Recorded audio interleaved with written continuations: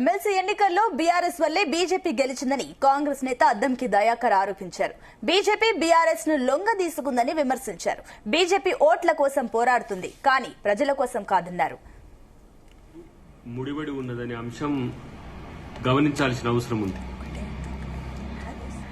Ideological war లో BJP ఎట్లాగూ భవిష్యత్తులో పోరాడే పరిస్థితి ఉంటుంది. ఐడియాలజికల్ వార్ లో బీజేపీ మాతో భవిష్యత్తులో గెలిచే అవకాశమే లేదు.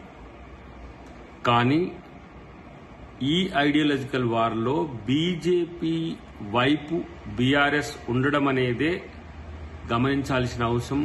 తెలంగాణ ప్రజలనేది గుర్తుంచుకోవాల్సిన అవసరం. ప్రత్యేకించి బీజేపీ బీఆర్ఎస్ ని ఏ విధంగా లొంగ తీసుకుందో ఈ 3 ఎమ్మెల్సీ ఎన్నికల్లో మనకు స్పష్టమైన అంశం. కాబట్టి ఇప్పటి నుంచి బీజేపీని బీఆర్ఎస్ ను వేరే ఘాటాన మేము కట్టలేం. 2 ఒకటే. రెండవది 2 ఎమ్మెల్సీ ఎన్నికల్లో గెలిచిన పరిస్థితుల్లో బీజేపీ నాయకులు మాట్లాడుతున్న తీరు చూస్తే ఒకంత హాస్యాస్పదంగా కూడా ఉన్నది. ఎన్నికల కోసం, ఓట్ల కోసం బీజేపీ ఎప్పుడైనా పోరాడుతుంది. ప్రజల కోసం పోరాడదు.